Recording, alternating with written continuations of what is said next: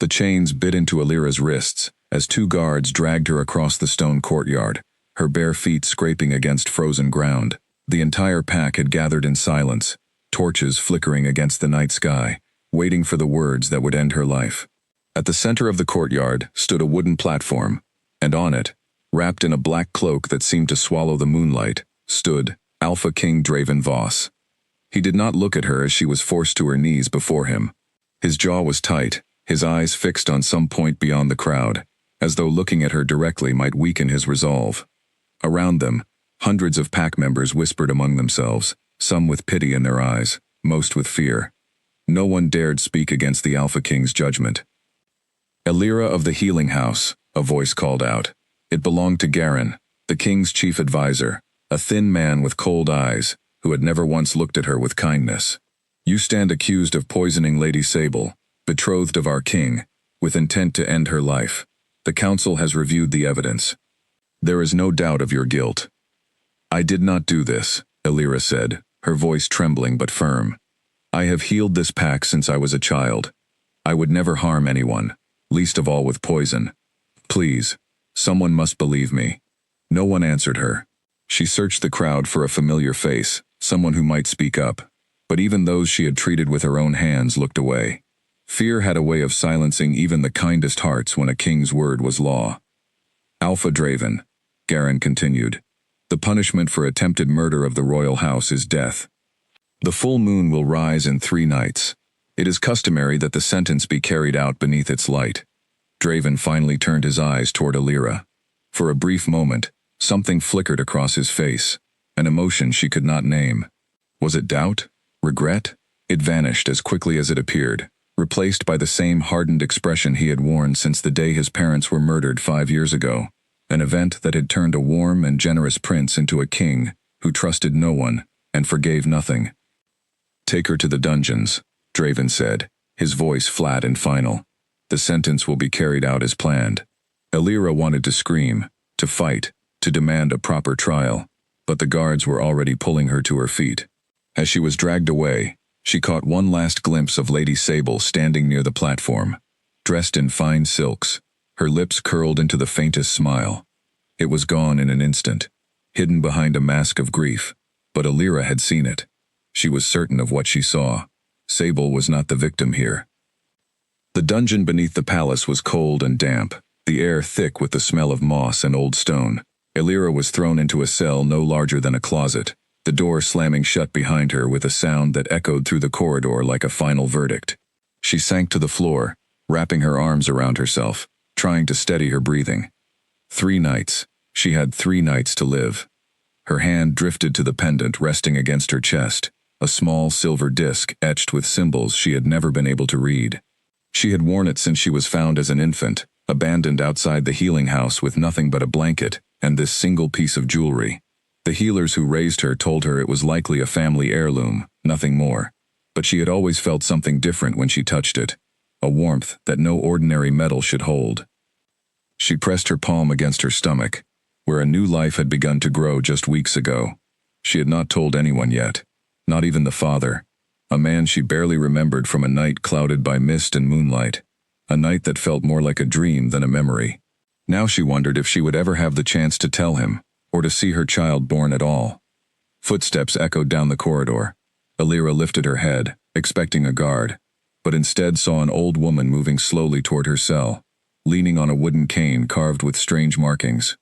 It was Mother Yselle, the pack's oldest seer, a woman rarely seen outside her tower at the edge of the territory.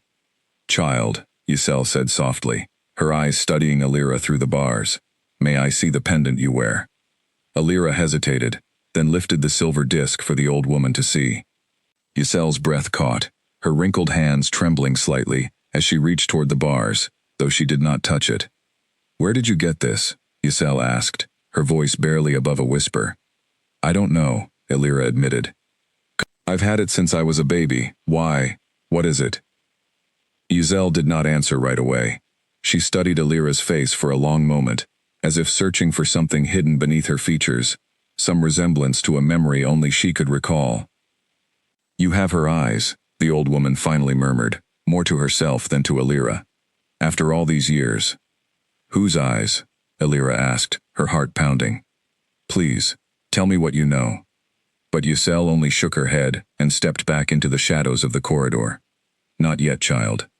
There are things that must be revealed at the right time, under the right light. Trust that you are not as alone as you believe. With that, she turned and disappeared down the passage, leaving Elira more confused and frightened than before. The next 2 days passed in a blur of fear and exhaustion. Elira barely slept, her mind cycling through memories of her life in the pack, searching for any clue that might explain what Ysel had meant. She had grown up in the healing house, cared for by kind but firm women who taught her the art of tending wounds and easing sickness. She had never known her true parents, never questioned it much beyond a child's natural curiosity. Now, facing death, she found herself desperate for answers that seemed to be slipping further away with each passing hour. On the second night, a guard she did not recognize slipped a small piece of bread through the bars, along with a cup of water.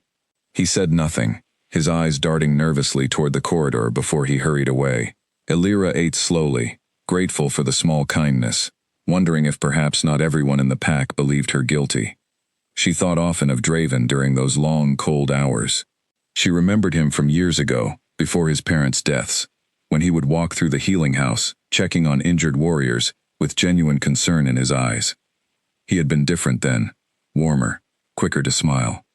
The man who had sentenced her to die was a stranger, wearing a familiar face, hollowed out by grief and betrayal that had never fully healed. She also remembered, though she tried not to dwell on it, a single night many weeks ago, a gathering beneath a strange moon, wine that tasted of something more than grapes, and a man whose face remained blurred in her memory, no matter how hard she tried to recall it clearly. She had woken the next morning in her own bed, uncertain if it had been real or only a vivid dream, until weeks later, when her body began to change, in ways that left no room for doubt. Could it have been him? The thought terrified her more than the execution itself.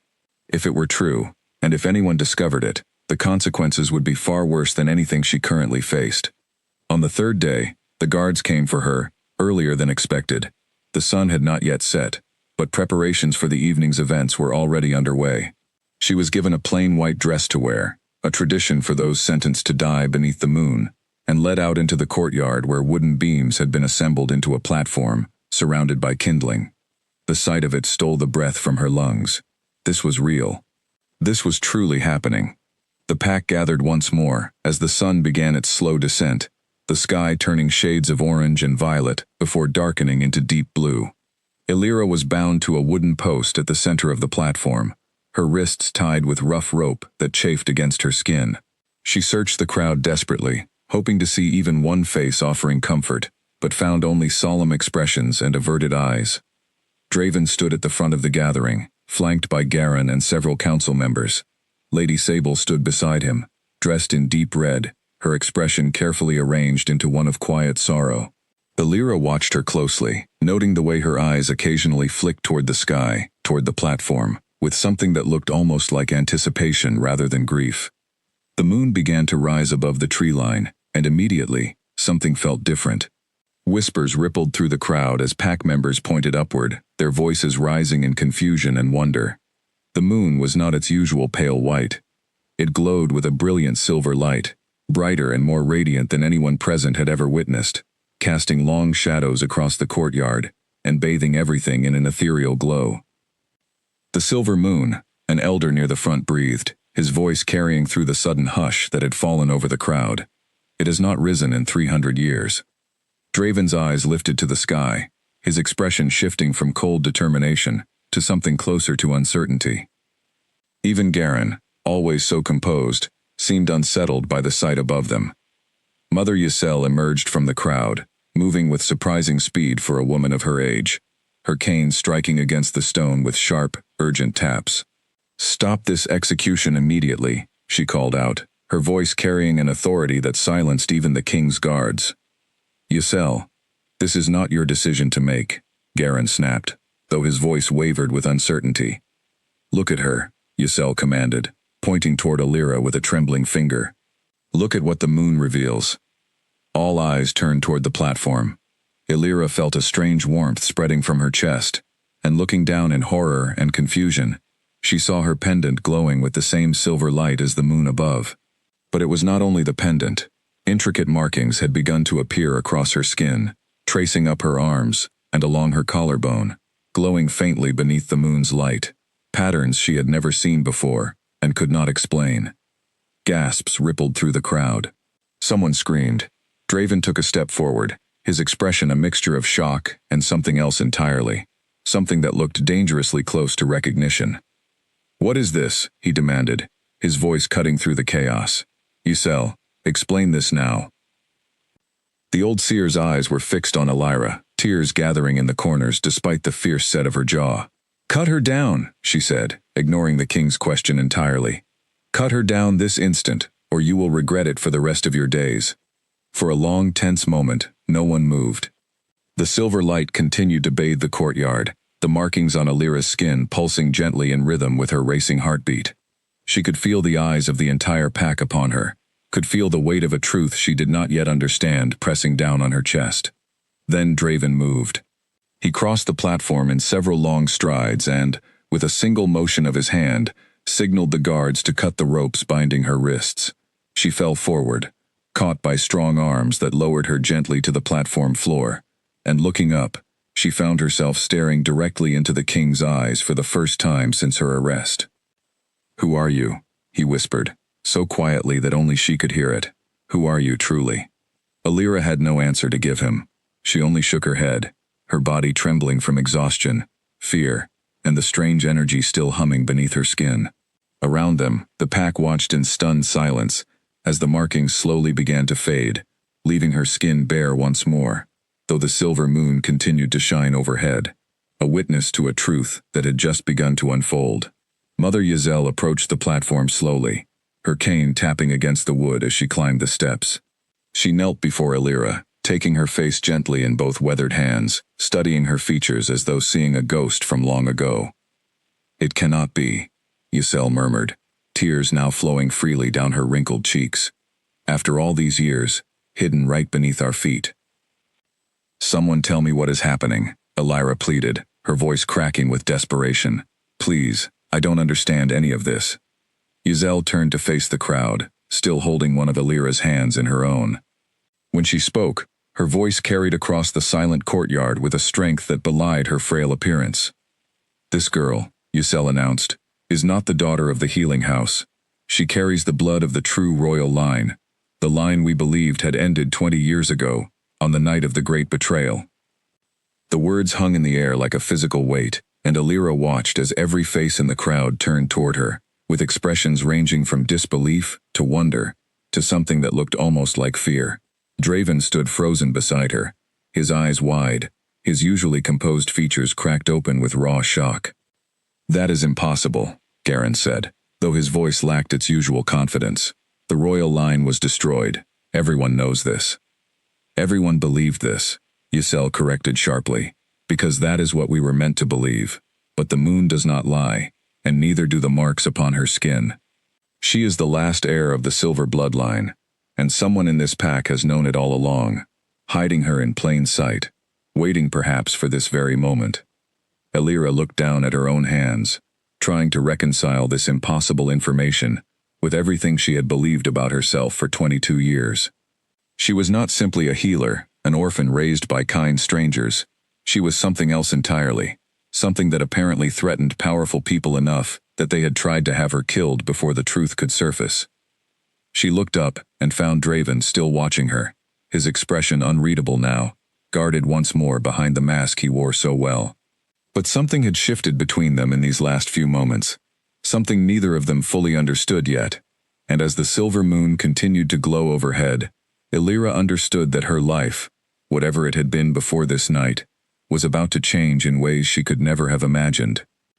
The execution had been stopped, but her trials, she suspected, were only just beginning. Draven ordered the courtyard cleared within minutes, guards pushing back the murmuring crowd while he carried Elira himself toward the healing house rather than returning her to the dungeon. She was too weak to protest, her body drained from the strange energy that had coursed through her, and she drifted in and out of awareness as he moved swiftly through the corridors, Mother Ysel following close behind. Inside the healing house, the same rooms where Alira had spent years tending to others, Draven laid her gently on a bed and stepped back, watching as Ysel began checking her pulse and breathing with practiced hands. He said nothing, but his eyes never left Alira's face, as though he feared she might vanish if he looked away even for a moment. "She needs rest," Ysel said finally, straightening up. "Whatever power woke tonight, it took much from her. Let her sleep, and we will speak of this properly in the morning." Draven nodded, but did not leave immediately. He stood at the edge of the bed for a long moment, studying the young woman he had sentenced to die only hours earlier, now revealed to carry blood he had believed extinguished forever. Finally he turned and walked out, his boots echoing down the empty hallway, his mind a storm of questions with no clear answers. Alira woke the next morning to sunlight filtering through the small window of the healing house, her body aching as though she had run for miles. For a moment, she believed the previous night had been nothing more than a fevered dream, until she noticed the faint silver mark still visible along the inside of her wrist, fading but not entirely gone. Mother Ysel sat in a chair beside the bed, apparently having kept watch through the night.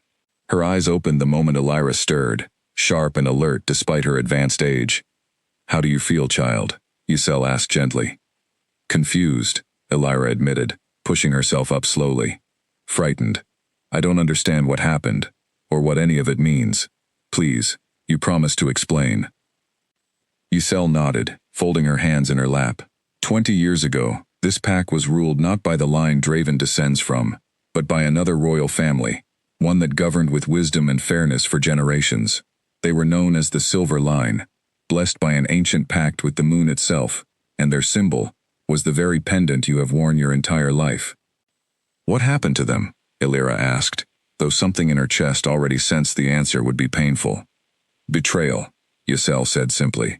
"A rival family, ambitious and impatient for power, orchestrated an uprising during a full moon gathering. The king and queen were killed that night, along with most who served them. It was said their infant daughter perished as well, though her body was never found among the ruins. Some of us always wondered if perhaps she had been smuggled away before the attack began, hidden somewhere safe until the danger passed." Alira felt tears gathering in her eyes, as pieces began falling into place. "You believe that infant was me." "I do not merely believe it," Ysel said softly. "I know it. I served as healer to the Silver Queen during her pregnancy.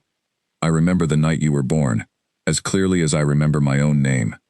When I saw your eyes last night beneath the moonlight, I knew immediately who you were, though I confess I had long given up hope of ever finding you." The weight of this revelation settled heavily on Alira's shoulders. She was not simply an orphan who had been fortunate enough to survive. She was the last remnant of a murdered royal family, hidden away for over 2 decades by people who had risked everything to protect her, though she had never known any of it.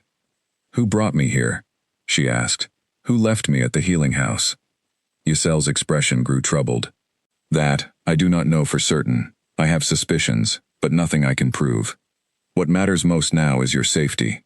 Whoever orchestrated the attack 20 years ago may still hold power within this pack, and if they learn the truth of your identity, your life will be in far greater danger than any false accusation could create." Before Alira could respond, the door opened, and Draven entered. His expression carefully composed, though exhaustion showed clearly in the shadows beneath his eyes. He had clearly not slept, his usual sharp appearance replaced by rumpled clothing and an unshaven jaw. "Leave us," he said to Ysel, though his tone carried no real command, more a request born of urgent need. The old seer studied him for a moment, before rising and quietly exiting the room, leaving the two of them alone together, for the first time since the interrupted execution. Draven pulled a chair close to the bed and sat, his hands clasped tightly together, his eyes finally meeting hers directly. "I sentenced you to die," he said, his voice low, "without a proper trial, without truly listening to your defense. I did this because I was told you posed a threat, and I chose to believe it rather than question it. I need you to understand how deeply that decision weighs on me now." Alira studied him carefully, searching for sincerity in his expression. "Why are you telling me this?" "Because I owe you an explanation, and because I intend to discover the truth of what happened, no matter what that truth reveals," he said. "Lady Sable claims you poisoned her. Yet you now stand revealed as the heir of a family destroyed 20 years ago, on the very night my own family rose to power. These facts feel connected in ways I do not yet understand, and I intend to understand them." His words carried an edge of steel, and Alira realized in that moment that whatever gentleness he showed her now existed alongside a mind working furiously to untangle a web of deception that reached far deeper than either of them yet realized. "I did not poison her," Alira said firmly. "I have never even prepared a meal for Lady Sable in my life. I don't know why she accused me, but I promise you, I am innocent of that crime." Draven nodded slowly. "I am beginning to believe you, which means someone else poisoned her, or perhaps no poisoning occurred at all, and this was simply a plan to remove you, before the moon could reveal your identity." The idea sent a chill through Alira's body. If Sable had known who she truly was, had orchestrated false charges specifically to have her killed before this revelation, then the danger surrounding her was far greater and far more calculated than she had initially believed. "Rest today," Draven said, rising from the chair. "I have guards posted outside this room, loyal men, who answer only to me. No harm will come to you while you remain here. Tomorrow, we will begin uncovering the truth together." He paused at the door, glancing back at her with an expression she could not quite decipher, something caught between curiosity and a feeling he seemed unwilling to name, even to himself. Then he left, and Alira lay back against the pillows, her mind racing with questions, fear, and the strange, unwelcome flutter in her chest that had nothing to do with danger at all. Over the following days, Alira remained under careful guard within the healing house, her strength slowly returning, as Mother Yselle tended to her, and shared fragments of the history she had never known. She learned of her true parents, King Alden and Queen Muriel, rulers who had been beloved for their fairness and wisdom before their lives were violently cut short. She learned of the pact between the Silver Line and the moon itself, a bond that granted certain gifts to those who carried the bloodline, gifts that had only just begun awakening within her. She also noticed, with each passing day, that Draven visited more frequently than his duties as king strictly required. He would arrive with reports on the ongoing investigation into Sable's accusations, but their conversations often extended far beyond politics and evidence, drifting into quieter territory, where they spoke simply as two people carrying heavy burdens neither had chosen for themselves. "You lost your parents too," Alira said one evening, as he sat across from her, a small fire crackling in the hearth casting warm light across the room. Draven's expression tightened, but he did not deflect the topic as she expected. 5 years ago. An ambush during a territory dispute. I was not prepared to rule, not truly, but there was no one else. I became king overnight, and I have spent every day since trying to prove I deserve the position. "You do not need to prove that to me," Alira said softly. He looked up, surprised by her words, and for a moment the careful walls he kept around himself seemed to crack just slightly, revealing the exhausted, grieving young man beneath the crown he wore. "You are the first person who has said such a thing to me in a very long time," he admitted quietly. Their eyes held for a moment longer than necessary, and Alira felt her heart quicken in a way that had nothing to do with fear. She pushed the feeling aside quickly, reminding herself of everything still unresolved between them. The sentence he had passed against her only days ago, the uncertainty of what her future now held as a revealed royal heir. Yet as the days continued to pass, she found it increasingly difficult to ignore the way his presence steadied something within her, the way his careful attention to her safety felt like more than simple duty. Something was shifting between them, slowly and quietly, even as the danger surrounding her identity continued to grow with each passing day. A week after the interrupted execution, Draven called a private council meeting to formally address the claims surrounding Alira's identity. Only his most trusted advisors were permitted inside the chamber, along with Mother Yselle, who arrived carrying an ancient leather-bound record book containing genealogies stretching back centuries. Alira stood near the center of the room, feeling every eye upon her, as Yselle carefully opened the book and turned to a page showing a detailed family tree of the Silver Line. At the bottom, beside the names of King Alden and Queen Muriel, was a small entry, marked only with the words, "Infant daughter, believed lost." "The pendant she wears," Yselle explained, holding up the silver disc for the council to examine. Bears the exact royal seal documented in this record, unchanged for 3 centuries. Combined with the markings revealed beneath the silver moon, there can be no reasonable doubt remaining. One of the older council members, a stern woman named Karina, who had served 3 different rulers throughout her long life, studied Alira carefully. If this is true, it changes everything. The silver line was not simply another royal family. Their bloodline carried a sacred pact with the moon spirits themselves, a pact that granted this pack protection and prosperity for generations before the coup. And what happens now that the pact bearer has returned? Another council member asked. That depends entirely on what she chooses to do, Yusel answered. The bloodline does not automatically claim power. It simply confirms a truth long hidden. Draven had remained silent throughout most of the discussion, his expression thoughtful, as he studied the documents spread across the table. Finally he spoke, his voice carrying the authority that came naturally to him despite his youth. Regardless of what path Alira chooses moving forward, one thing remains clear. Someone within this pack orchestrated false charges against her, likely to prevent exactly this revelation from occurring. That person poses an ongoing threat, and I intend to find them. You suspect Lady Sable, Karina said, not quite a question. I suspect everyone until proven otherwise, Draven replied evenly, though his gaze flickered briefly toward the door where Sable had been waiting to be summoned, unaware that the council meeting had shifted entirely away from the original poisoning accusation. When Sable finally entered the chamber, dressed in an elegant gown of deep emerald, her expression carried practiced concern as she glanced between Draven and Alira. My king, I understand there have been developments regarding the accused. Has justice finally been served? Justice is still being determined, Draven said carefully, watching her reaction closely. Tell me again, Sable, exactly how you discovered the poison in your meal that evening. Sable's composure flickered for the briefest moment before recovering. I felt unwell after dining, my king. When our healers examined the remains of my food, they found traces of nightlock root, a poison known to cause the symptoms I experienced. Alira had prepared healing tonics for me, only days before, giving her clear opportunity.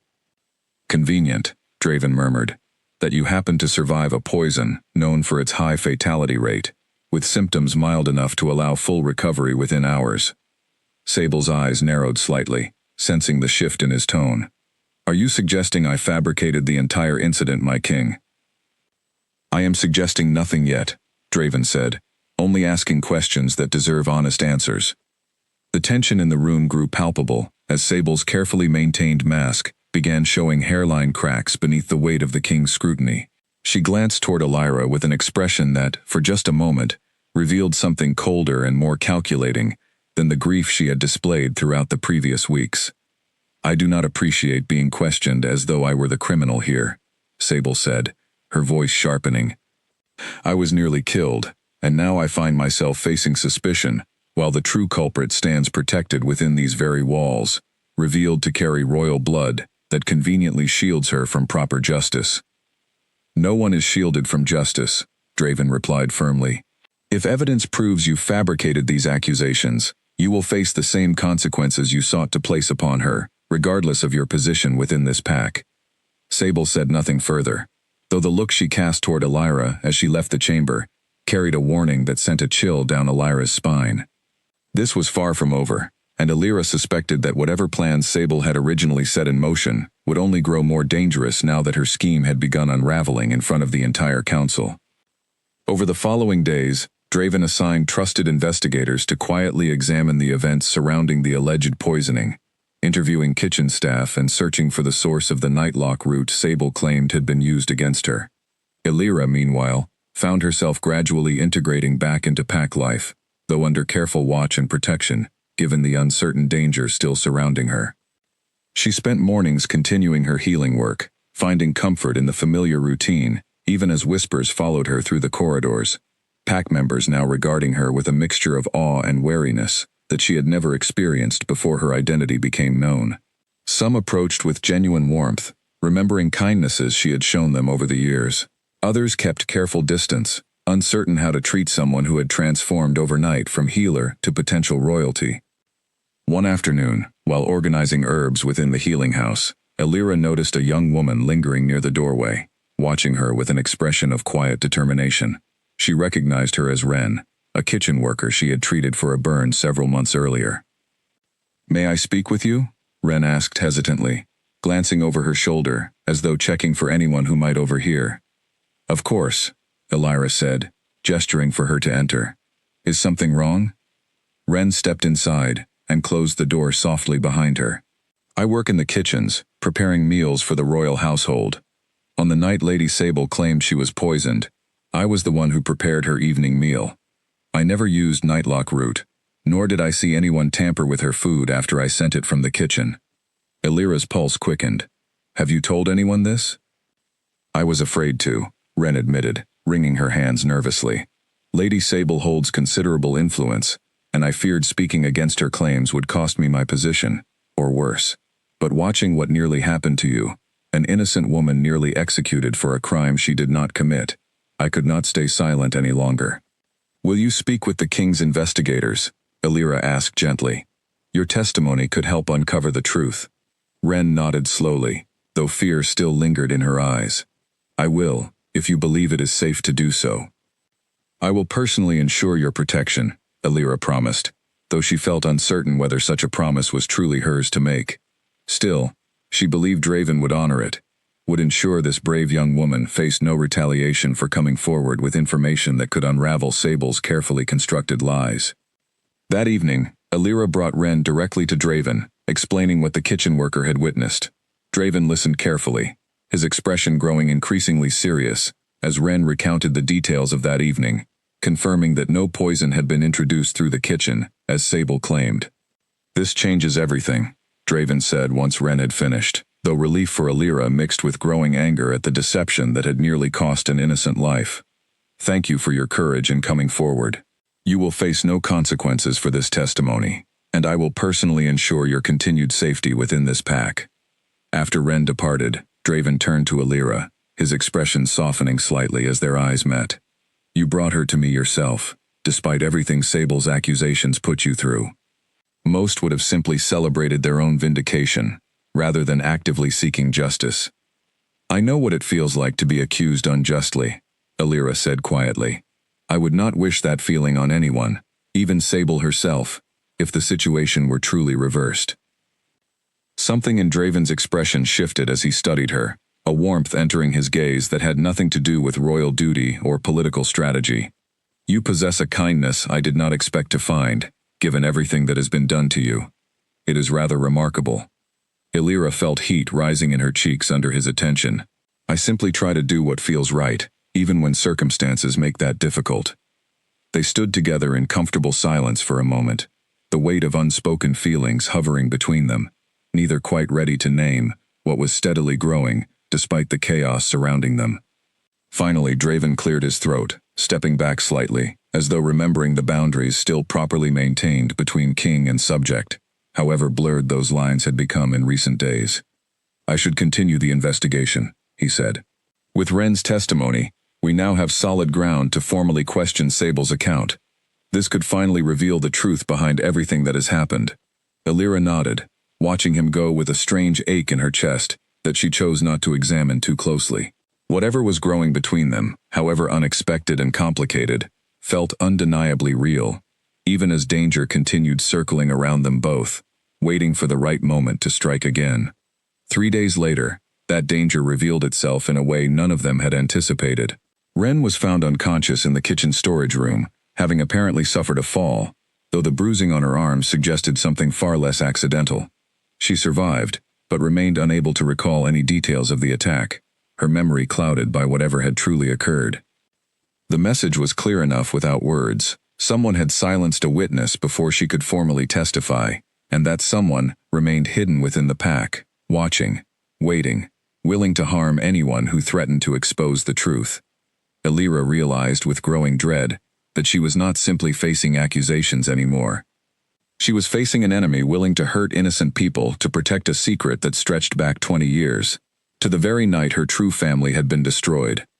News of Ren's attack spread quickly through the pack, and Draven doubled security around anyone connected to the ongoing investigation, including Elira herself.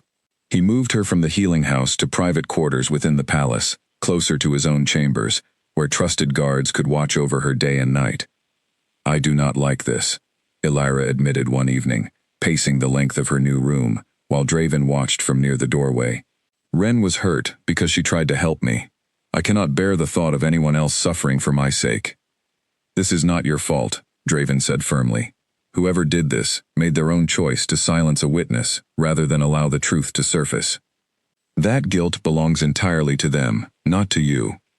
But if I had never returned, if the moon had never revealed what it did, none of this would be happening," Elira argued, though even as she spoke the words, she recognized the flaw in her own logic. She had not chosen to be born into the silver line, had not chosen the timing of the moon's revelation. She was simply living the life fate had assigned her, however dangerous that life had suddenly become. Draven crossed the room and stood before her, his expression uncharacteristically gentle. "If you had never returned, an innocent woman would have been executed for a crime she did not commit, and whoever orchestrated this deception would have continued unchecked, likely targeting others in the future. Your presence here is not the cause of danger. It is the light exposing danger that already existed within these walls." His words settled something within her, and she found herself studying his face, searching for the cold, distant king who had once sentenced her without hesitation. That man seemed almost like a stranger now, replaced by someone who spoke with genuine concern, who had rearranged his own security measures simply to keep her safe. "Thank you," she said softly, "for believing me, for protecting me, even when doing so has caused complications you clearly did not anticipate when you became king." "Some complications are worth facing," Draven replied, his voice low, his eyes holding hers with an intensity that made her heart race. For a moment, neither of them moved, the space between them charged with something neither had fully acknowledged, though both clearly felt its pull. The moment broke when a guard knocked urgently at the door, informing Draven that Garen requested his immediate presence regarding new developments in the investigation. Draven excused himself, though his gaze lingered on Elira a moment longer than necessary before he departed, leaving her alone with thoughts she found increasingly difficult to organize into anything resembling clarity. The following morning, Draven summoned Elira to the council chamber, where Garen waited, with visible unease etched across his features. Documents lay scattered across the table, and Mother Ysel stood near the window, her expression grim. "We found something," Draven said without preamble as Elira entered. "Records within the palace archives that Garen uncovered while searching for information related to the original coup." Garen cleared his throat, clearly uncomfortable with what he was about to share. 20 years ago, on the night the Silver Line fell, there were witnesses who claimed to see the infant princess carried away before the attack reached the royal chambers. These witnesses were never formally questioned, their accounts dismissed as unreliable given the chaos of that night. I found their names within old records that had been buried deep within the archive, seemingly forgotten. "What does this have to do with the current investigation?" Elira asked, though dread was already building within her chest. "One of those witnesses," Garen continued, "was a young guard named Fenwick, who served the Silver Line loyally until the very end. Records indicate he survived the coup and continued serving within this pack for several years afterward, before eventually stepping down from active duty. He would be an old man now, if he still lives, but he may hold answers about who exactly carried you to safety that night, and why." "Do you know where he is now?" Elira asked, her voice barely above a whisper. "We are searching," Draven said. "If he still lives within our territory, we will find him. His testimony could reveal not only who saved you, but potentially who orchestrated the coup itself, information that could finally expose whoever remains hidden within our ranks even now." Elira felt a mixture of hope and fear churning within her. The possibility of finally understanding her origins, of perhaps meeting someone who had known her true parents, who had witnessed the night everything changed, filled her with desperate longing. Yet she also understood that uncovering this truth meant confronting painful realities about the family she had lost, before she ever had the chance to know them. Later that day, while walking through the palace gardens attempting to process everything she had learned, Elira encountered Lady Sable near the fountain, seemingly waiting for her, rather than simply passing by coincidence. "Elira," Sable said, her voice carrying false warmth that failed to reach her eyes. I understand congratulations are in order, given your remarkable transformation, from accused criminal to celebrated royal heir. How fortunate for you. I did not seek this transformation, as you call it, Alira replied carefully, watching Sable with wary attention. I simply wish to understand the truth of my own life. Truth, Sable repeated, something bitter entering her tone. Truth is such a flexible concept, is it not? Depending on who tells the story and what they hope to gain from the telling. What are you suggesting? Alira asked directly, growing tired of the veiled hostility Sable seemed determined to maintain even now. Sable's expression sharpened, the pleasant mask slipping just slightly to reveal something colder beneath. I am suggesting that you should be careful, Alira, about how deeply you dig into matters better left buried. Some secrets exist for good reason, and those who uncover them rarely emerge unscathed. Before Alira could respond, Sable turned and walked away, leaving her standing alone beside the fountain, with a chill settling deep into her bones.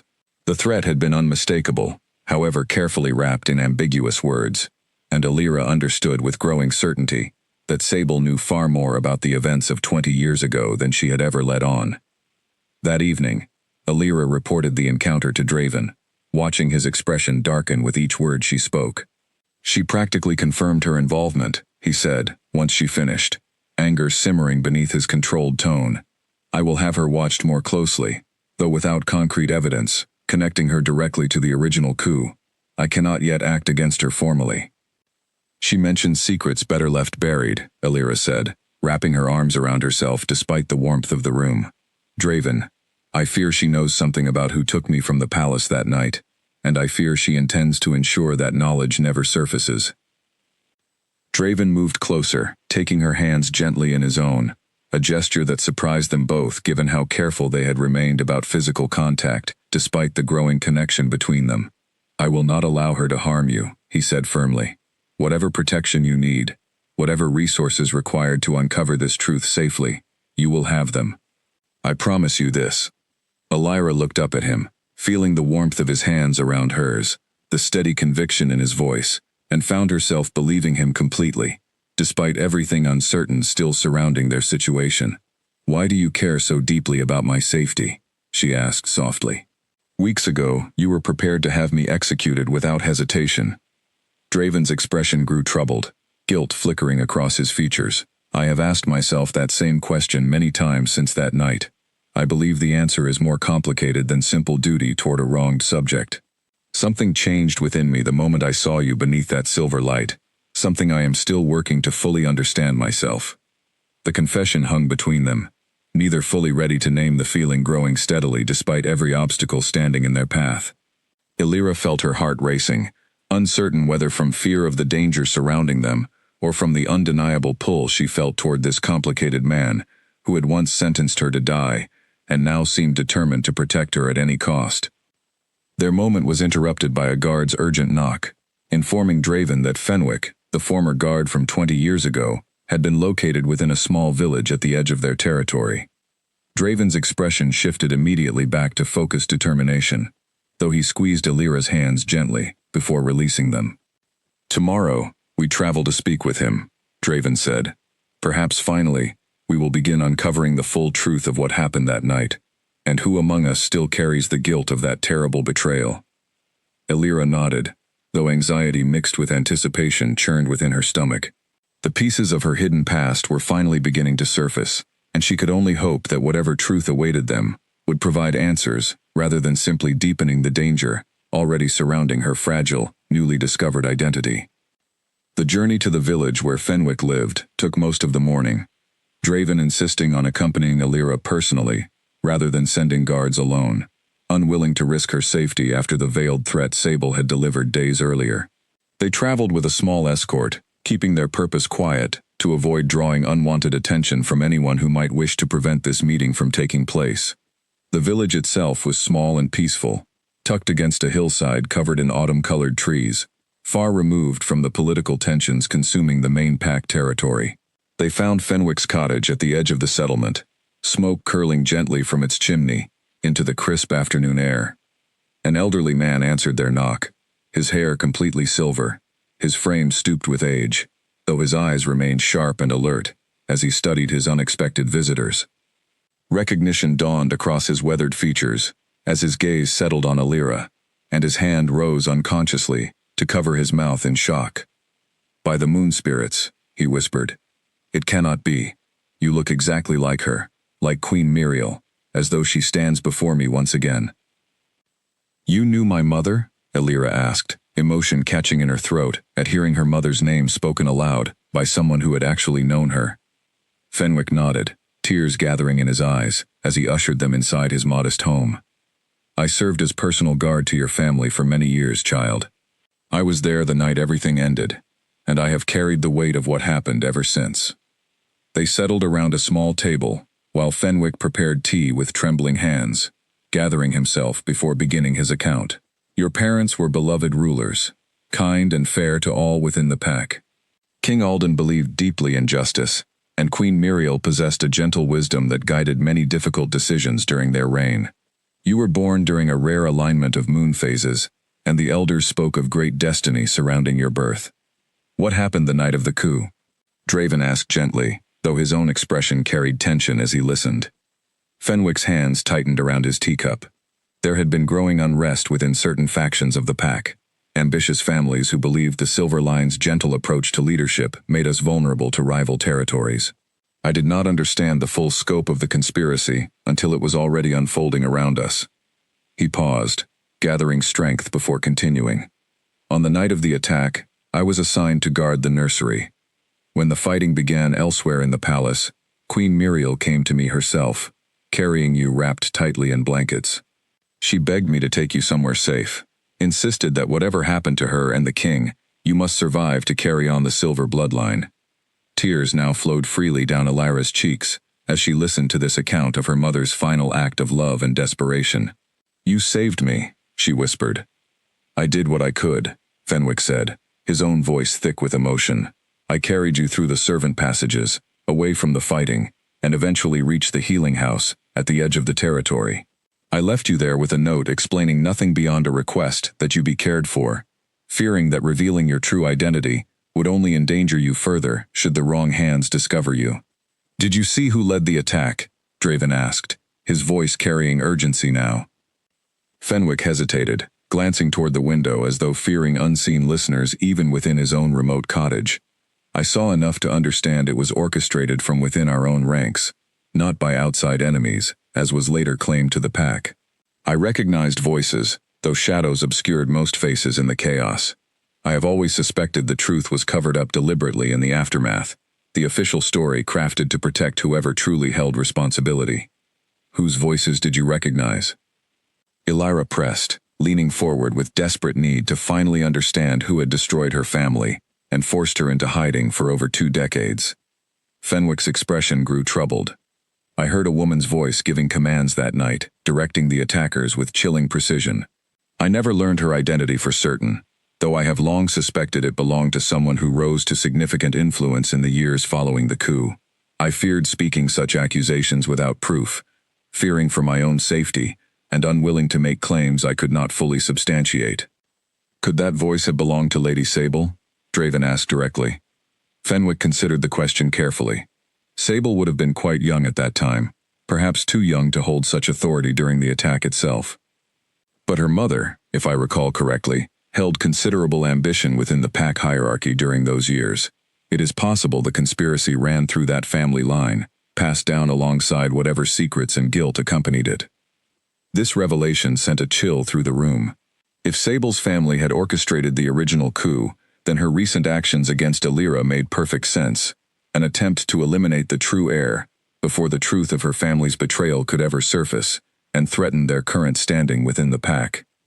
"Will you testify to what you have told us?" Draven asked, "before the full council, formally documenting these events?" Fenwick's expression showed clear fear, though resolve gradually replaced his hesitation. "I have carried this burden silently for 20 years, watching this young woman grow up in ignorance of her true heritage, while those responsible for her family's destruction continued living freely among us. I believe I owe it to the memory of King Alden and Queen Muriel to finally speak the truth, regardless of personal risk." Elira reached across the table, and took the elderly man's weathered hands in her own, gratitude and affection swelling within her chest for this stranger who had risked everything to save her life so many years ago. "Thank you," she said softly, "for saving me that night and for your courage now in helping us uncover the truth." Fenwick smiled through his tears, patting her hands gently. "You have your mother's kindness, child. She would be so proud of the woman you have become, despite everything taken from you." They remained in the village through the evening, arranging for Fenwick's protected transport back to the main pack territory the following day, ensuring his testimony could be properly documented before the council. As they prepared to settle into the small inn for the night, Draven pulled Alira aside, his expression carrying a weight of concern. "This confirms our suspicions about Sable's family," he said quietly. "But it also means we are dealing with a conspiracy that has successfully hidden itself for 20 years. Whoever remains involved will not surrender easily once they realize the truth is finally surfacing." "I understand the danger," Alira said, "but I cannot simply allow my parents' murder to remain hidden any longer, regardless of the risk involved." Draven studied her with evident admiration mixed with worry. "Your courage matches your kindness, it seems. Both qualities I find myself increasingly drawn to, despite every reason caution suggests I should maintain distance." Alira felt her breath catch at his words, at the vulnerability in his expression, as he admitted feelings neither of them had fully voiced until this moment. "Perhaps," she said softly, "some connections are worth the risk they carry." They stood close together in the quiet evening air, the weight of the day's revelations settling around them, alongside something warmer and more hopeful, growing steadily between them. Draven reached up, gently brushing a strand of hair from her face, his touch lingering against her cheek. "Alira," he murmured, "I know circumstances between us began in the worst possible way. I know I have much still to prove before I deserve your trust completely. But I find myself unable to deny what has grown within me these past weeks, watching your strength, your compassion, even amid everything you have suffered." "I feel it too," Alira admitted, her voice barely above a whisper. "Despite everything, despite the danger surrounding us both, I find myself drawn to you in ways I did not expect and cannot fully explain." Their eyes held for a long moment, before Draven leaned down slowly, giving her every opportunity to step back if she wished. She did not step back. Their lips met gently, a soft and tentative exploration of feelings too long suppressed beneath duty, fear, and uncertainty. When they finally parted, both were slightly breathless, matching smiles breaking across their faces, despite the seriousness of everything surrounding them. "We should return inside," Draven said reluctantly, though his hand found hers as they walked back toward the inn, fingers intertwining naturally, as though they had always belonged together. The following morning, they departed the village with Fenwick, traveling safely under guard, his testimony ready to be formally presented before the council. Alira felt a mixture of hope and apprehension as they rode back toward the main territory, knowing that whatever truth finally emerged would likely provoke a dangerous reaction from whoever remained determined to keep the 20-year-old conspiracy buried forever. She glanced toward Draven riding beside her, finding comfort in his steady presence, despite the uncertainty ahead. Whatever challenges awaited them, she no longer felt as though she faced them entirely alone, and that realization alone provided strength she desperately needed as they prepared to confront the truth that would finally expose the darkness hidden within their pack for far too long. Upon returning to the main territory, Draven immediately arranged for Fenwick's formal testimony before the full council, ensuring proper protection surrounded the elderly guard throughout the proceedings. The council chamber filled with tension as Fenwick recounted the events of 20 years ago, his account matching precisely what he had shared privately in his cottage, leaving little room for doubt among those gathered to hear it.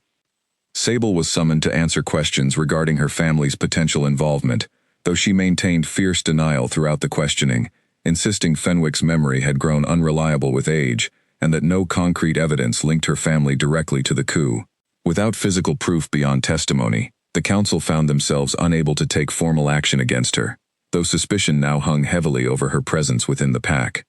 Alira felt frustration building at this lack of decisive resolution, though Draven counseled patience, explaining that rushing to punishment without solid evidence would only weaken their position and potentially allow the true architects of the conspiracy additional time to cover their tracks further. During this period of uncertainty, Elira began noticing changes within her own body that she initially attributed to the stress and exhaustion of recent weeks. Her pregnancy, conceived during that hazy, half-remembered night many weeks earlier, had been progressing normally until recently, when she found herself growing noticeably larger, far faster than seemed natural for the stage she believed herself to be at. Concerned, she sought out Mother Ucell privately, describing the unusual acceleration she had been experiencing. Ucell examined her carefully, her expression growing increasingly thoughtful as she completed her assessment. "Elira," the old seer said gently, "I believe this child you carry possesses power beyond ordinary circumstances. Given your awakened bloodline, it makes sense that a child conceived from such powerful lineage might develop at an accelerated pace, particularly if the father also carries significant strength within his own bloodline." Elira's breath caught at the implication. She had not yet told anyone the full details of the night she conceived, uncertain herself of the father's true identity given how clouded her memory remained of those hours. "What are you suggesting?" she asked carefully. "I am suggesting," Ucell said, studying her with knowing eyes, "that perhaps you already suspect who fathered this child, even if uncertainty and fear have kept you from voicing that suspicion aloud."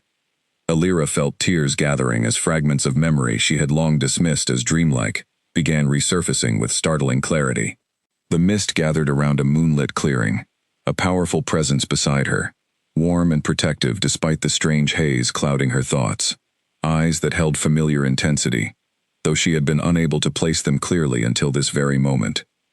"Draven," she whispered, the realization crashing over her with overwhelming force. It was Draven. Ucell nodded slowly. The night in question occurred during a rare celestial alignment, did it not? Such nights sometimes create powerful connections between those meant to be joined, clouding memory as protection, until the proper time for truth arrives. "I believe fate brought you together that night, long before either of you consciously understood the connection growing between you." Elira sat in stunned silence, processing this revelation, alongside the growing feelings she had already begun acknowledging toward Draven in recent days. The child she carried was not simply hers alone. It belonged to both the Silver Line and Draven's own royal bloodline, a joining of two powerful lineages that had once stood divided by tragedy and betrayal. She knew she needed to tell Draven immediately, though fear of his reaction weighed heavily upon her. Would he believe her account of that clouded, dreamlike night?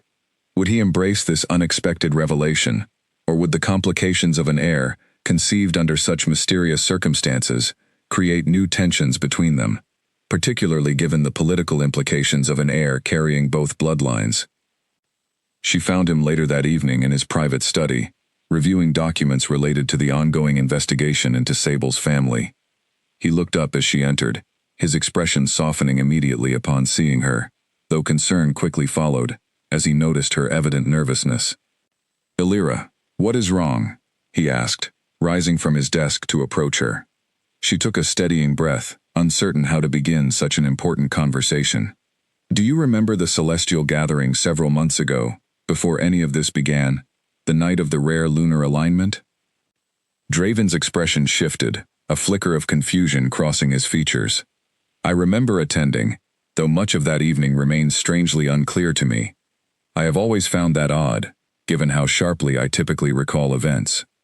"I experienced the same clouded memory," Elira said softly. "But recently, pieces have begun returning to me. Draven, I believe we were together that night, though the mist and strange energy surrounding the gathering left our memories incomplete." Understanding began dawning across Draven's face as he processed her words, his eyes widening slightly. "Are you saying that the child you carry is yours?" Elira finished quietly. "I believe you are the father of this child."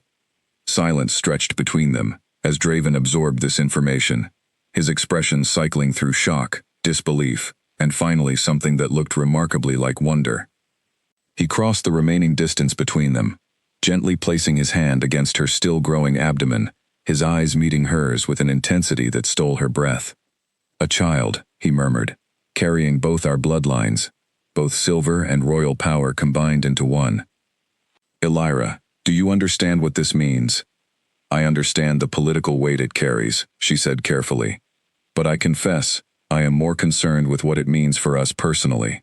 This is unexpected, complicated, and I would understand if you needed time to process everything this revelation brings." Draven shook his head firmly, his hand still resting protectively against her abdomen. "I need no time to know that I am overjoyed by this news, regardless of the complications surrounding it. A child, our child, represents hope for healing the division that has existed between our bloodlines for 20 years. This feels like fate correcting a terrible wrong committed long ago." Relief flooded through Alira at his reaction, though practical concerns quickly followed. Sable will not react well to this news, should it become public. An heir carrying both bloodlines threatens whatever remains of her family's ambitions, far more directly than my identity alone. "Then we proceed carefully," Draven said, "protecting you and our child, while continuing the investigation into her family's involvement in the original coup. I will not allow history to repeat itself. This child will grow up safely, surrounded by truth rather than the deception that once nearly destroyed everything your family represented." He pulled her gently into an embrace, and Alira allowed herself to relax against him, drawing strength from his steady presence, despite the uncertainty still surrounding their future. Whatever challenges lay ahead, she no longer faced them alone, and the child growing within her represented not just personal joy, but perhaps the very hope needed to finally heal the wounds that had divided their pack for far too long. In the weeks that followed, Alira's pregnancy continued its accelerated progression, her healer's knowledge, combined with Yazel's ancient wisdom, helping her navigate the unusual symptoms accompanying a child of such powerful heritage. Draven remained by her side as often as his duties allowed, their relationship deepening steadily, despite the political complications surrounding their union. They chose to keep news of the pregnancy private initially, wary of how Sable and her allies might react once they understood the full implications of an heir uniting both bloodlines. But secrets within a pack rarely remained hidden for long, and Alira knew that eventually, the truth would surface, bringing with it whatever confrontation still awaited them, as the powers determined to protect their 20-year-old conspiracy grew increasingly desperate to maintain control.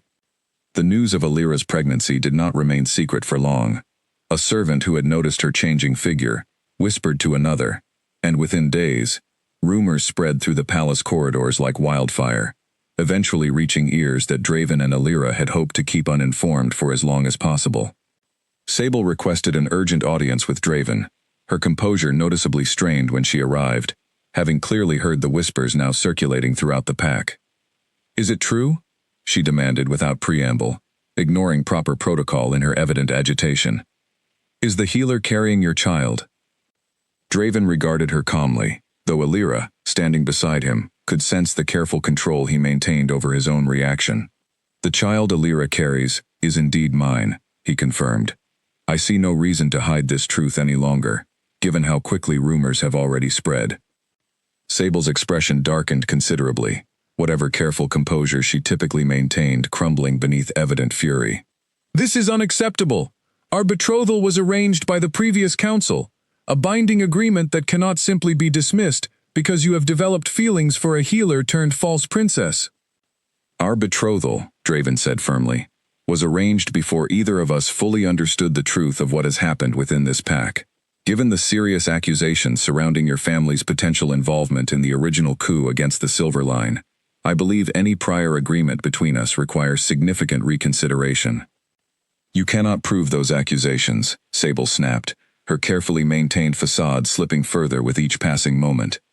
An old man's fading memory, decades removed from events he barely witnessed clearly. "This is hardly sufficient evidence to destroy everything my family has built." "Perhaps not sufficient for formal punishment," Draven acknowledged, "but sufficient for me to question whether our proposed union would truly serve this pack's best interests, particularly now that I understand my own feelings toward Alira and the responsibility I bear toward our unborn child."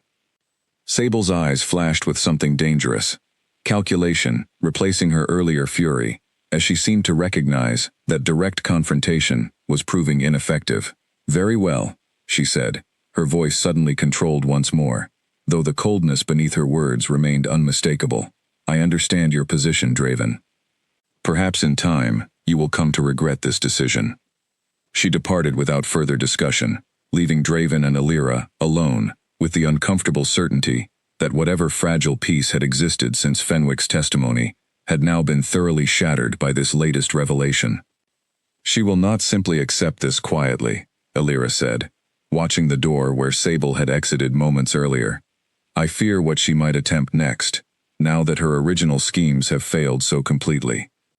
"I have increased security throughout the palace," Draven assured her, though worry remained evident in his expression. "Guards loyal only to me now watch every entrance, every corridor near your quarters.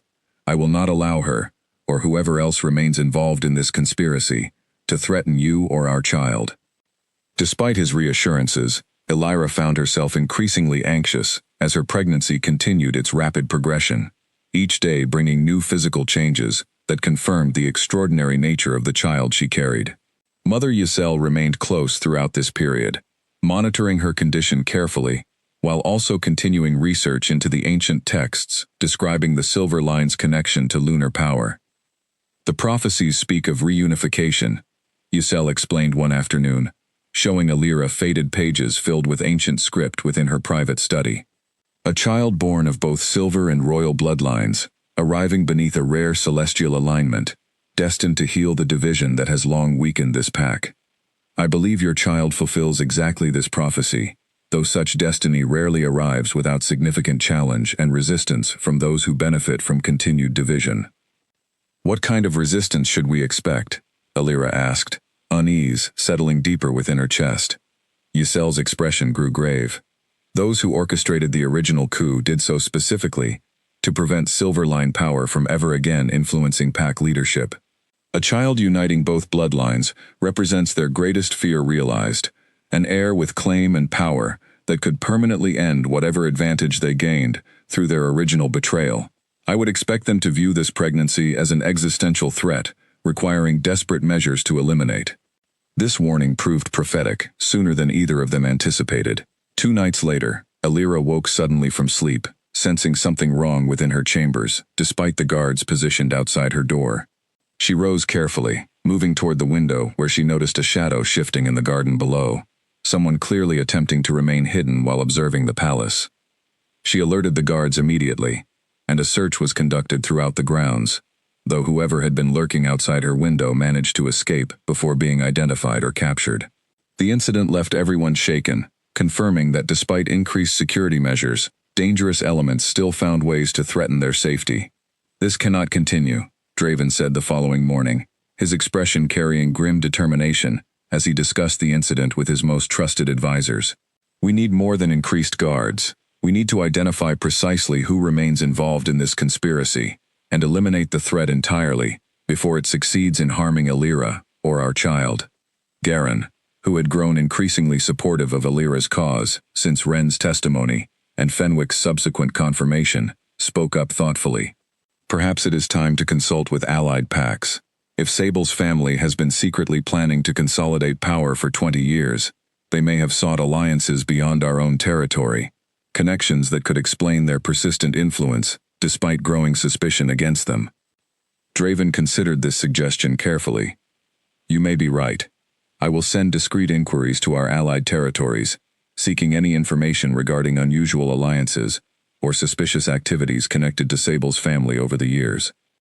While these investigations continued, Alira found herself increasingly confined to the palace for safety, though she chafed against the restriction, missing her work within the healing house and the freedom she had once taken for granted before her true identity became known. Draven understood her frustration, occasionally arranging carefully guarded visits to the healing house, where she could continue offering her skills to those in need, though always accompanied by watchful protection. Despite the ongoing danger, moments of genuine happiness continued growing between Alira and Draven as they prepared for their child's impending arrival. They spent evenings discussing names, imagining their future together, allowing themselves brief respites from the constant vigilance their circumstances demanded. Draven proved surprisingly attentive despite his royal duties, often joining Alira for quiet dinners, where conversation flowed easily between them, their connection deepening with each passing day, despite everything working to complicate their union. "I never imagined finding happiness like this," Draven admitted one evening, his hand resting gently against Alira's rounded abdomen as they sat together near the fireplace in her chambers. After my parents died, I believed duty alone would define my existence. That personal happiness was a luxury I could not afford as king. You have shown me otherwise. We still face significant danger, Elira reminded him gently, though warmth filled her chest at his words. I do not wish for you to lose sight of the threats still surrounding us. I have not forgotten, Draven assured her, but I refuse to allow fear to prevent us from embracing whatever joy we can find amid the uncertainty. Our child deserves parents who choose hope over constant despair, regardless of the challenges we continue facing. As her pregnancy neared its final weeks, accelerated by whatever powerful heritage their child carried, Elira began sensing increasing tension throughout the pack, whispers of unrest growing louder as various factions positioned themselves for whatever confrontation seemed increasingly inevitable. Sable had grown noticeably quiet since her confrontation with Draven, though this silence felt more ominous than reassuring, suggesting careful planning rather than genuine acceptance of her diminished position. Elira could not shake the growing certainty that whatever final conflict awaited them would arrive soon, likely coinciding with the birth of her child, when both she and the infant would be most vulnerable, and when the symbolic power of a united bloodline heir would pose the greatest threat to those desperate to maintain the 20-year-old lie that had allowed their continued influence within the pack. The attack came without warning, on a cold evening, just as Elira entered what Ysel estimated to be her final days before delivery. Horns sounded from the northern watchtowers, their urgent blasts echoing across the territory, as warriors rushed to defensive positions, confusion and fear rippling through the pack, as word spread that an unknown force was advancing rapidly toward their borders. Draven immediately moved to secure Elira within the palace's most protected chamber, a fortified room built generations ago specifically to shelter royal family members during times of crisis. Stay here, he instructed firmly, pressing a kiss to her forehead despite the urgency of the moment. I need to organize our defenses, but I will return the moment it is safe to do so. Be careful, Elira urged, fear for his safety momentarily overshadowing her own precarious situation. Please, Draven, do not take unnecessary risks. He offered a brief, reassuring smile before departing, leaving her alone, with 2 trusted guards positioned outside her door, while chaos began unfolding throughout the territory beyond the palace walls. As reports filtered in over the following hours, the situation became increasingly clear. A rival pack from beyond their eastern border had launched a coordinated assault, their numbers far exceeding what any scout had anticipated, suggesting careful planning that had somehow evaded detection until the attack was already underway. Elira listened anxiously as messengers relayed updates, her heart aching each time she heard news of injured warriors being brought to the healing house for treatment she desperately wished she could personally provide. Hours into the assault, Giron arrived at her chamber with grim news. We have discovered how this attack evaded our warning systems, he said, his expression heavy with barely controlled fury. Sable has been in contact with this rival pack for months, providing them information about our defenses, in exchange for their assistance in eliminating you and your unborn child before you could threaten her family's position. Elira felt cold fury, replacing her earlier fear. She would risk the entire pack's safety, endanger countless innocent lives, simply to protect her own ambitions? It appears so, Garen confirmed grimly. She has fled the palace amid the chaos, likely seeking refuge with her rival pack allies, now that her betrayal has been exposed. Despite the danger surrounding her, Elira felt a fierce determination building within her chest. She was a healer, trained to protect and heal, but she was also the last heir of a bloodline connected to ancient lunar power that had begun awakening within her since that fateful silver moon revelation. If her pack faced genuine danger, she could not simply hide away while others fought and suffered on her behalf. I need to help, she told Garen firmly, pushing herself up despite her advanced pregnancy making movement increasingly difficult. The healing house will be overwhelmed with injured warriors. I cannot simply remain hidden while my skills could save lives. Garen's expression showed clear reluctance. Draven instructed that you remain protected here. Given your condition, the risk of venturing into an active conflict zone seems unwise. I understand the risk, Elira said, but I also understand my responsibility to this pack, regardless of the danger to myself. Please, Garen, help me reach the healing house safely. I promise to remain cautious, but I cannot simply do nothing while others suffer." Reluctantly, Garen agreed, arranging additional guards to escort her carefully through the chaos toward the healing house, avoiding the most dangerous areas where fighting remained concentrated. As they moved through the palace grounds, Elira witnessed firsthand the devastation the attack had already caused. Warriors bearing serious injuries, smoke rising from several damaged structures, the acrid smell of conflict hanging heavy in the cold night air. At the healing house, chaos reigned as overwhelmed healers struggled to treat the growing number of injured, arriving continuously from the battlefield. Elira immediately set to work, her training taking over, despite her own physical limitations, directing treatment priorities and personally tending to the most severe cases with skilled, steady hands. As she worked, she felt something stirring within her, an energy connected to the silver markings that had once appeared across her skin, beneath the moon's revealing light. With each wound she treated, she sensed her healing abilities intensifying beyond anything she had previously experienced, wounds closing faster, pain easing more completely than her training alone could explain. "Your power grows," Ysel observed, arriving at the healing house to assist, despite her advanced age, watching Elira work with evident amazement. "The silver bloodline awakens fully within you now, likely responding to the danger surrounding both you and your unborn child." Elira barely had time to process this revelation before new chaos erupted. Warriors burst into the healing house, urgently reporting that the rival pack had breached their outer defenses, fighting now spreading dangerously close to the palace grounds themselves. Draven appeared moments later, blood staining his clothing, though he moved with the fluid strength that marked him as an exceptionally skilled warrior, his eyes immediately searching for Elira among the chaos. "You should not be here," he said urgently upon finding her, though relief at seeing her safe, mixed with his evident concern. "I could not simply hide while people needed help," Elira replied firmly. "Draven, I can sense my power growing stronger. Perhaps I can help defend this pack, not merely heal those already injured." Draven's expression showed clear worry, given her advanced pregnancy, but the desperate need surrounding them left little room for argument. "If you truly believe you can help without endangering yourself or our child further, then I will not stand in your way. But please, exercise extreme caution." Together, they moved toward the palace's outer walls, where fighting had grown increasingly fierce as rival warriors pressed their advantage against exhausted defenders. Elira felt the silver power building within her chest, responding to some instinct she did not fully understand, but trusted completely, given everything Ysel had taught her about her heritage. As a group of rival warriors breached a section of the defensive wall, moving to overwhelm the defenders stationed there, Elira felt something ancient and powerful surge through her body. Silver light began emanating from her skin once more, brighter and more controlled than during her interrupted execution, and she raised her hands instinctively toward the breach, feeling energy flow from within her toward the approaching threat.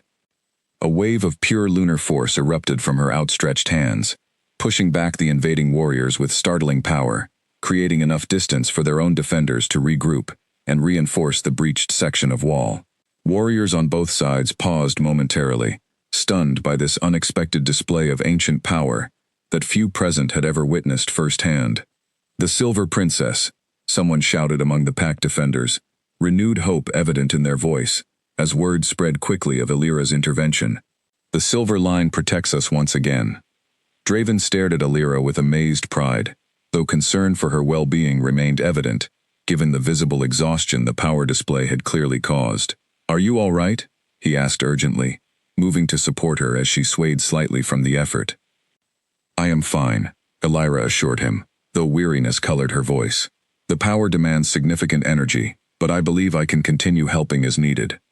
Throughout the remainder of that long, difficult night, Elira's awakened abilities proved instrumental in turning the tide against the invading rival pack. Combined with Draven's skilled leadership and the renewed determination of warriors inspired by witnessing the return of Silverline power, their defenders gradually pushed back the assault, reclaiming lost ground and eventually forcing the remaining invaders into full retreat. As dawn broke over the territory, revealing the extensive damage the night's conflict had caused, exhausted warriors began the difficult work of tending wounds and beginning necessary repairs. Elira, utterly drained from both her pregnancy and the unprecedented use of her awakened powers, finally allowed herself to rest within the healing house, Draven remaining close beside her throughout the following hours. "You saved countless lives tonight," he said softly, watching her rest against the pillows, exhaustion evident in every line of her body, despite the satisfaction of having successfully defended her adopted home. "The pack will not soon forget what you accomplished, what sacrifice you made despite your own vulnerable condition." "We saved them together," Illyra corrected gently. "Your leadership, the warrior's courage, my awakened abilities, none of it would have succeeded without every piece working in unison."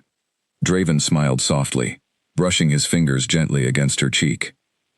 "Rest now, my love. You have proven beyond any doubt that you belong here, that this pack is fortunate beyond measure to have you as their true princess. Whatever challenges remain ahead, we will face them together, as we faced this night's terrible trial." As Illyra drifted toward much-needed sleep, she felt a profound sense of belonging settle within her chest, different from anything she had experienced throughout her uncertain, complicated journey since the night of her interrupted execution. Whatever fear and danger still awaited them, she now understood without doubt that she possessed the strength, the power, and the unwavering support needed to face whatever challenges remained, protecting not only herself and her unborn child, but the entire pack that had finally, truly, become her home. In the days following the failed assault, the pack worked tirelessly to repair damage and reinforce their defenses against any future threat. Draven led the recovery efforts personally, ensuring injured warriors received proper care, while also organizing patrols to secure their borders against the possibility of another attack from the rival pack that had allied with Sable's treachery. Illyra, though recovering from the exhaustion of both her pregnancy and her first significant use of awakened power, insisted on continuing her healing work whenever possible, though Draven and Isel both encouraged increased rest given how close she now stood to delivering their child.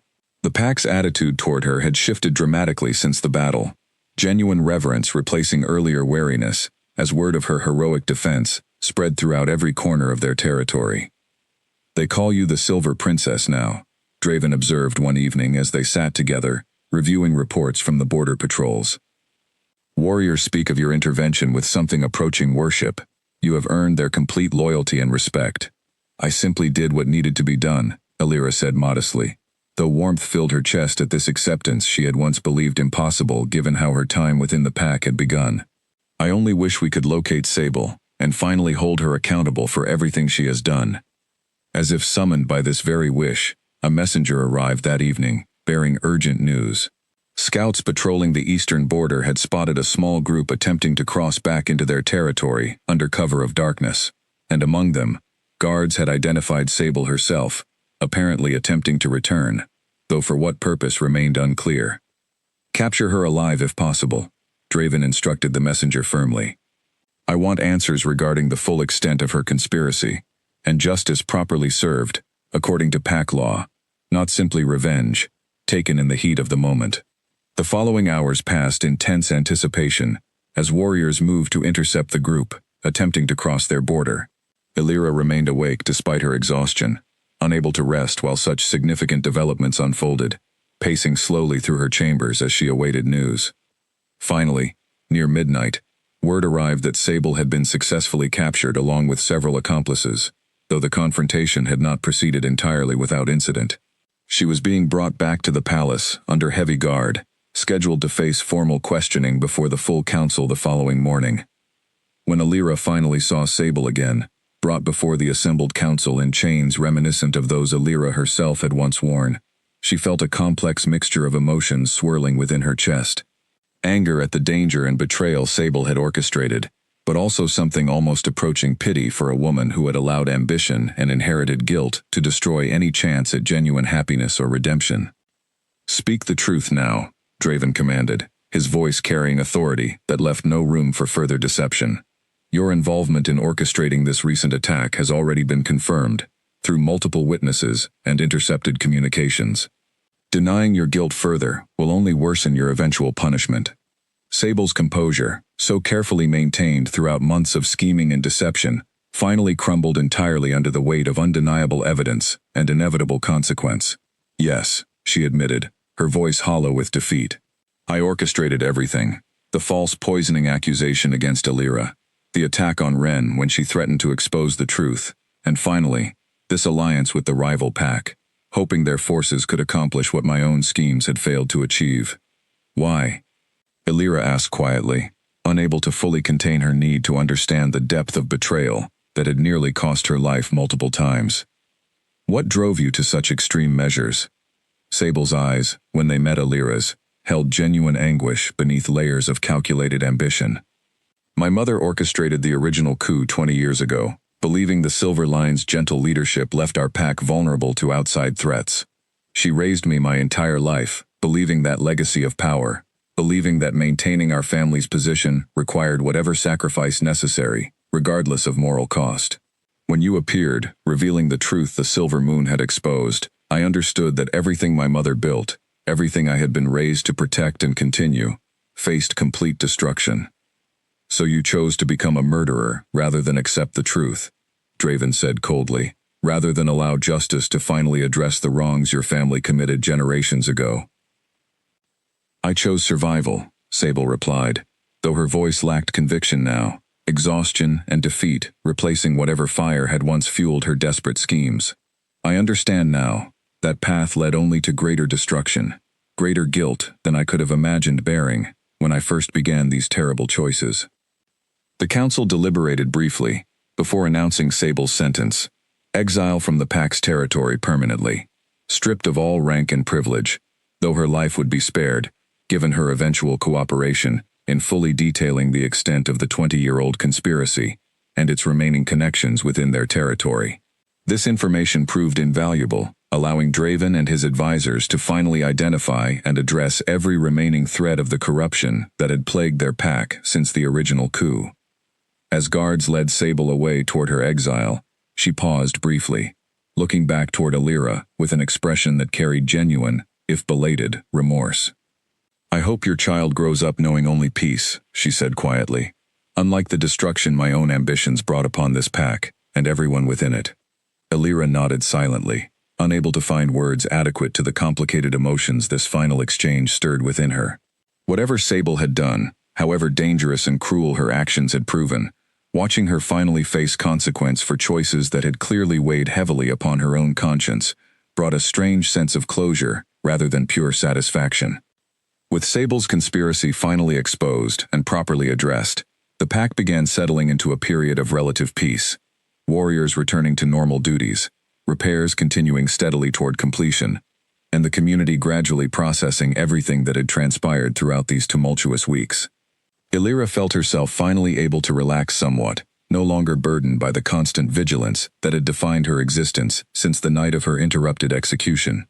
It is finally over, she said to Draven, one quiet evening, resting comfortably against him, as they watched the sunset from her chamber window, her pregnancy now reaching its final days, according to Essel's careful assessment.